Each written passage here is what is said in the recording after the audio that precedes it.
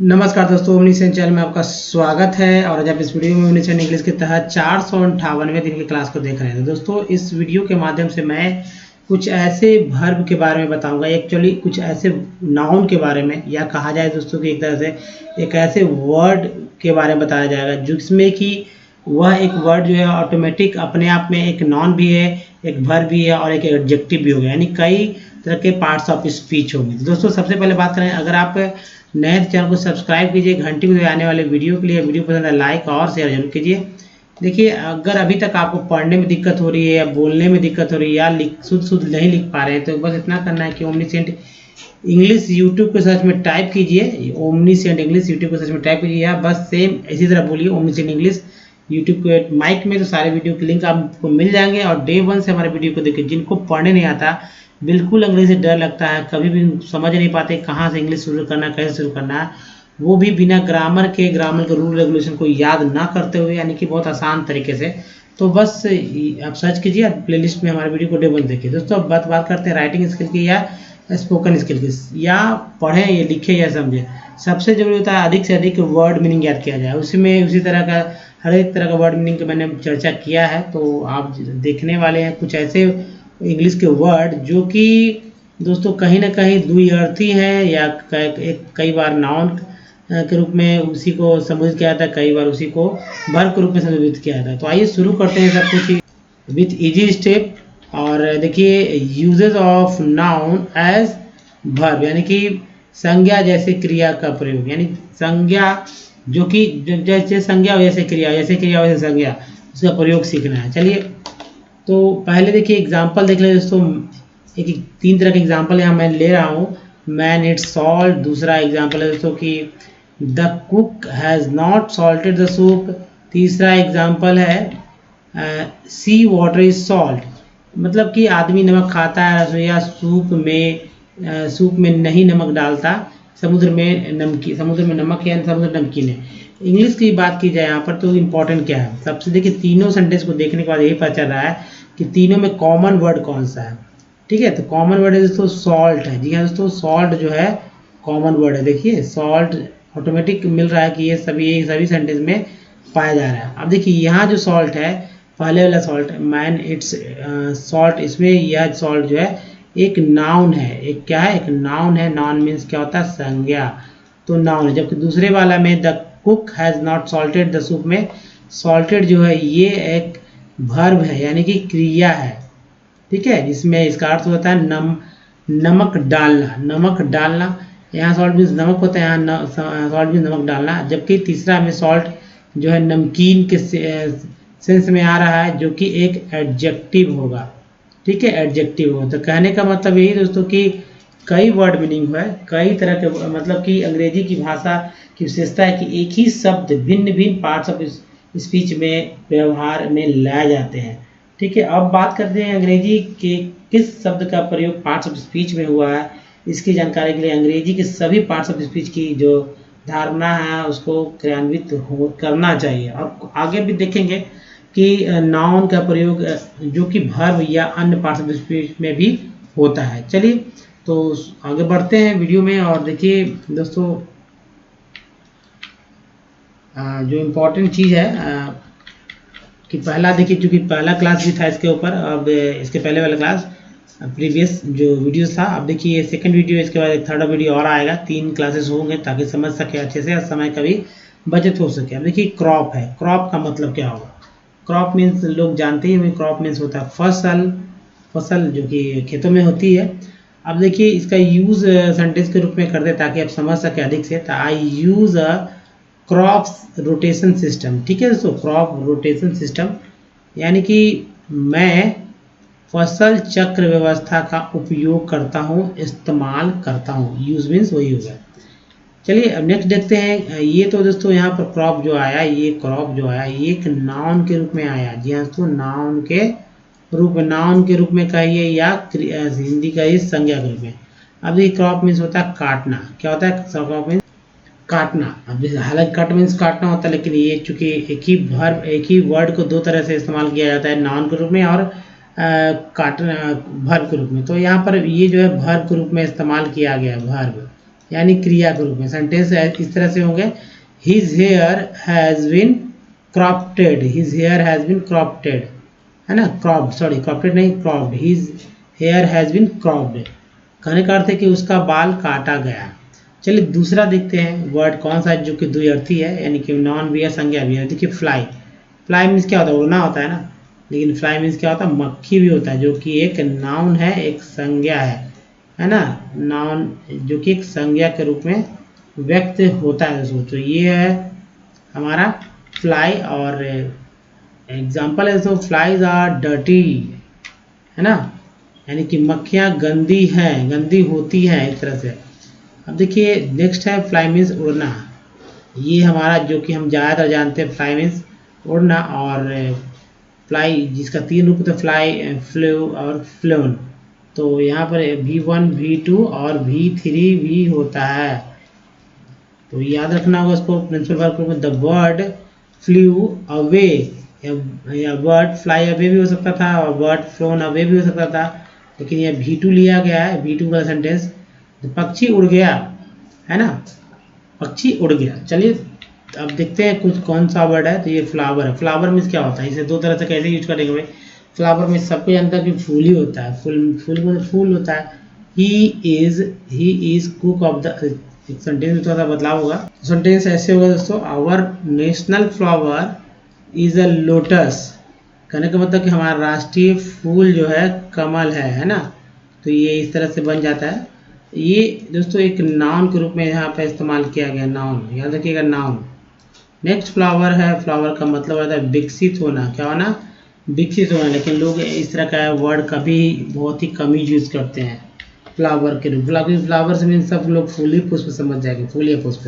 He flowered into a bright scholar, वह एक विद्वान में विकसित हो गया, मतलब वह एक विद्वान विकसित हो गया, मतलब वह विद्वान बन गया, ठीक है, विद्वान बन गया, मूर्ख होगा तो विद्वान हो गया। नेक्स्ट देखिए फ्लावर में उत्कृष्ट अंश, क्या होगा, उत्कृष्ट अंश। The flower of the army perished, कहने का अर्थ है कि आर्मी का उत्कृष्ट अंश जो है तबाह हो गया। तो यहाँ पर जो है फ्लावर जो है एक जो कि उत्कृष्ट अंश है, जिसका मतलब कि एडजेक्टिव के रूप में विशेषता बताई जा रही है ना, तो ये एडजेक्टिव हो गया यहाँ पर। यहाँ पर जो है वर्ब है, यहाँ पर जो है नाउन हो गया। तो एक ही वर्ड को अब यहाँ वर्ड भी सीख रहे हैं आप, और इसका 3 अर्थी, यानी 3 अर्थ का जो है 3 पार्ट्स ऑफ स्पीच 3 तरह का ही हो गया, नाउन हो गया, वर्ब, एडजेक्टिव हो गया, है ना। चलिए नेक्स्ट देखते हैं आयरन। आयरन मीन्स लोहा होता है। एग्जाम्पल है the iron wall was open in front of Mallya cells, लोहे की दीवार माल्या की कोठरी के सामने खुली थी। नेक्स्ट है आयरन मीन्स कपड़े पर इस्त्री करना, आयरन कर देना, आयरन करना है, हम लोग बोलते हैं तो योर शर्ट इज वेल आयरनड, यानी कि तुम्हारी कमीज अच्छी तरह से इस्त्री किया गया है। तो यहाँ पर जो है दोस्तों पहला में जो है नाउन है, जबकि दूसरे वाले वाक्य में ये वर्ब है ना, वर्ब है आयरन। नेक्स्ट है दोस्तों, चलिए ध्यान से देखेंगे, कॉपी पे नोट करना है, हिंदी अंग्रेजी एक साथ आयरन लिखना है, लोहा दूसरा में अगर बढ़ के बार इस्त्री करना। नेक्स्ट है कॉम्ब, कॉम्ब मीन्स होता है कंघी, आई हैव ब्लू कॉम्ब, है ना, बहुत सारे सेंटेंस बन सकते हैं, मैंने सिंपल ले रहा हूँ ताकि आप अच्छे से समझ सके। I have a blue comb, कि मेरे पास नीला कंघी है। नेक्स्ट देखिए कॉम्ब मीन्स कंघी करना, क्या करना, कंघी करना, लोग कंघी करते हैं ना। हिज हेयर इज नॉट कॉम्ब्ड, उसका बाल जो है कंघी नहीं किया गया, यानी उसका बाल जो है नहीं झाड़ा हुआ है, रोज झाड़ते हैं हम लोग।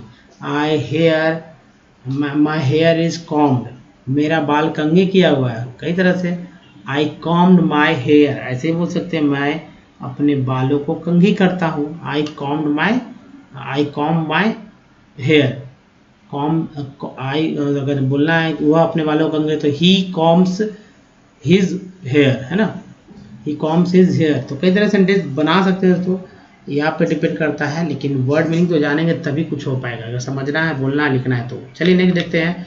कॉम के बाद दोस्तों हैंड, हैंड मीन्स हाथ होता है, आप जानते हैं कि हैंड मीन्स क्या होता है, हाथ होता है। अब ये देखिए नाउन के रूप में कैसे प्रयोग करते हैं। The Prince slapped his hand on the table, है ना।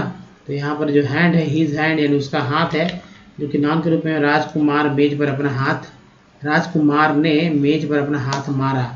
ये हाथ जो है एक नाउन के रूप में इस्तेमाल किया गया है, लिया उसको नाउन के रूप में इस्तेमाल। दूसरा देखिए हैंड मीन्स होता है सुपुर्द करना, यानी कि he handed over the book to me, he handed, उसने मुझे किताब सुपुर्द किया, उसने मुझे किताब दिया, है ना। नेक्स्ट चलिए देखते हैं आई, आई मीन्स क्या होता है, आँख होता है। एग्जाम्पल है नागिन आइज ब्राइट, नागिन की आँख चमकीली है। तो ये एक सेंटेंस है दोस्तों, सेंटेंस पे ध्यान देना है। दूसरा है आई मीन्स गौर से देखना, क्या करना, आई मीन्स गौर से देखना। द कॉन्स्टेबल आइड, ये देखिए आई का पास्ट आइड हो गया, V2 है यानी है the thief from the head to foot, है ना कि सिपाही ने चोर को सिर से पैर तक गौर से देखा, ऐसा होता है ना। आइड मीन्स क्या, गौर से देखना, याद रखिएगा। आई मीन्स आँख और आइड मीन्स आई का मतलब दूसरा अर्थ हो जाता है गौर से देखना। इसका V1 V2 V3 भी होगा। जब दोस्तों जब क्रिया के रूप में इस्तेमाल होगा तो यानी यहाँ पर जो है नाउन है, तो यहाँ पर जो है दोस्तों ये वर्ब है हमारा। तो याद रखिए ये है आँख और दूसरा मतलब हो जाता है वर्ब में गौर से देखना। नेक्स्ट है शोल्डर मीन्स कंधा, ही carried the child over his shoulder, उसने अपने कंधों पर बच्चे को उठाया है। नेक्स्ट शोल्डर मीन्स कंधे पर बोझ, ओझा उठाना, ओझा मीन्स बोझा उठाना होता है, तो अब बोझा कर लीजिए, बोझा उठा, ढोना।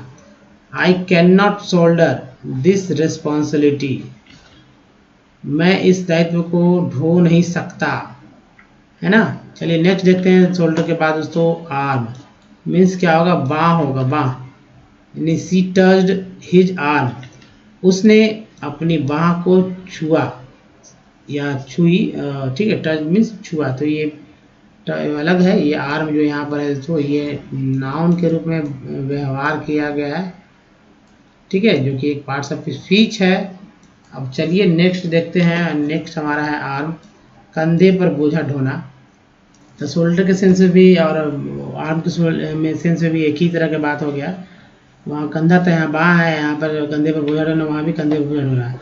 The police are well armed, पुलिस को अच्छी तरह से सशस्त्र पुलिस जो है अच्छे तरह से सशस्त्र है, यानी कि सजी धजी है अपने हथियारों से। नेक्स्ट है तो आर्म के बाद शरण, शेल्टर मीन्स शरण।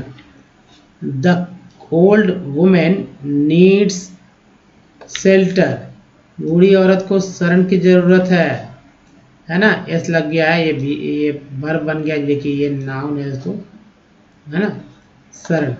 द शेल्टर, शरण में झोपड़ी होता है, ये भी होता है। अब देखिए शरण देना, रक्षा करना, shelter means I sheltered the old lady, है ना दोस्तों। देखिए बहुत ध्यान से देखना होगा, शेल्टर मीन्स शरण देना, रक्षा करना, या कहने का अर्थ ये है कि मैंने बूढ़ी महिला को शरण दिया या मैंने बूढ़ी महिला की रक्षा किया, अलग अलग बात है लेकिन सेंस है ये।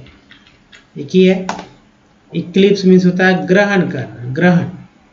The distance between the dates of these two eclipse was 570 days, इन दोनों ग्रहणों की तारीखों के बीच की दूरी 517 दिन थी, 17 दिन थी, या तो यहाँ दिन कर लीजिए, है ना, दिन। अब नेक्स्ट देखिए इक्लिप्स ढक लेना, या तो क्या होगा, ढक लेना, कोई चीज़ को ढकते हैं ना। तो the glory of the Gandhi is never to be eclipsed, Gandhi ji की महिमा को कभी ग्रहण नहीं लगेगा, उसमें उन्होंने इतना ही काम कर दिया देश के लिए कि वो आजीवन जो है जीवित ही रहते हैं, जीवित ही रहेंगे। चलिए नेक्स्ट देखते हैं, तो नेक्स्ट हमारा है शील्ड, शील्ड मीन्स होता है ढाल, शील्ड मीन्स ढाल। She lifted her hand to shield her eyes from the sun, उसने अपने हाथ को आँखों का ढाल बनाने के लिए उठाया, सूरज की रोशनी से, सूरज से देखिए जब होता क्या है, जब आप सूर्य को देखते हैं तो अपने हाथों को उठा लेते हैं ताकि जो है आँख पर रोशनी न जाए। तो वही बात जो है कहा गया है, अच्छी तरह से समझ सकते हैं। चलिए नेक्स्ट है शील्ड मीन्स रक्षा करना। क्या करना? रक्षा करना। Nothing can shield him against the criticism of the people. जनता की आलोचना के विरुद्ध उसकी रक्षा कोई नहीं कर सकता। जनता की आलोचना, जब जनता आलोचना करती है तो कोई भी किसी की भी रक्षा नहीं हो पाता है, वही बात है। चलिए नेक्स्ट देखते हैं दोस्तों। इस वीडियो में यहीं तक। ये वीडियो बताइए कैसा लगा? अच्छा लगा है, इन्फॉर्मेटिव है, और समझ सकते हैं कि एक तरह के वर्ड मीनिंग के दो अर्थ, यानी कि नाउन भी हो और वर्ब भी हो। अगर नहीं जानते हैं, अगर आप जान पाएँ यहाँ, तो प्लीज़ लाइक कीजिए, लोगों के बीच इसे फैलाइए, शेयर कीजिए, और नए चैनल को सब्सक्राइब कीजिए, घंटी को दबाइए आने वाले वीडियो के लिए। और एक लिंक यहाँ और एक लिंक यहाँ दिया गया, जिससे कि हमारे वीडियो को आप प्रीवियस वीडियो को देख सकते हैं। और यहाँ वाले लिंक अगर टच करते हैं तो हमारे वीडियो को आप मतलब कि हमारे चैनल को सब्सक्राइब कर पाएंगे। बाद में बेल आइकन को हिट करना होगा। सबसे इम्पोर्टेंट लिंक जो है दोस्तों ये वाला है, यानी कि हमारा प्लेलिस्ट का लिंक है दोस्तों। अगर डे 1 से हमारे वीडियो को देखना चाहते हो तो बस यहाँ टच करिए और बस वीडियो को देखना चालू कर दीजिए दोस्तों। धन्यवाद। मिलते हैं, तो ध्यान रखिए। धन्यवाद दोस्तों, थैंक्स अगेन।